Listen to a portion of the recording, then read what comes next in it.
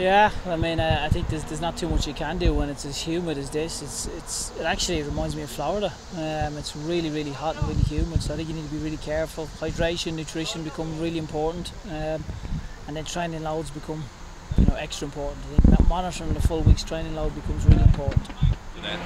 Yeah, no, obviously I need to bring my coat and make sure that I'm well wrapped up for it.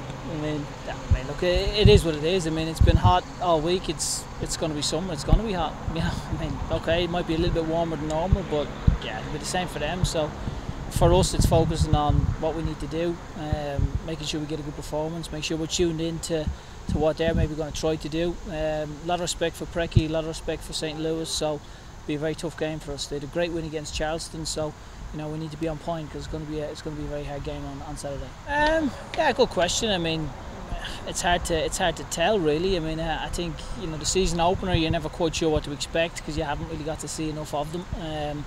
I think the way the season has gone out, both teams maybe have changed formation at times, personnel. So it's hard to know what the personnel is going to be like Saturday. It's hard to know what formation is going to be like Saturday. So it's hard really to make comparisons. I think you throw into the fact then that there's obviously going to be water breaks because of the heat. So there'll be a lot of factors that you need to be mindful of on Saturday's game. I mean, it shows you the passion that there is for professional soccer here. I think it's fantastic that supporters have organised an event, and I think there's going to be a lot of people there tonight as well. So I think it shows you there's a real passion for professional soccer. There's a real need for a soccer-specific stadium, and there's the public definitely want a soccer-specific stadium. So it shows everybody what we're trying to do, and it's great to see such enthusiasm, such passion from the local community to support us like that. It's been great. I mean, I think for us, and again, I thank our ownership group that we've been able to get that because it's a big factor in trying to monitor training loads. Without that, we've tried to monitor, and you're trying to sort of make estimates as to how hard people are working, whereas now we've got the data, exactly the intensity they're working at, the speed they're working at, so it makes it easier to monitor training loads, and it's a lot more accurate. I think we all have a good understanding of who's working really hard, but it's always nice to get the exact load and the exact distances to then make direct comparisons with game day as well. So it's a great tool. It's a great teaching tool for us because we can sit with guys and we can show them exactly how hard they're working, the need to rehydrate, the need to make sure that they're eating correctly, and the need to rest. I think people underestimate just how hard people work and the distances that the players cover in training, especially. I think people look and think, oh, guys train for an hour and a half and they're off for the rest of the day, and what a great life it must be, which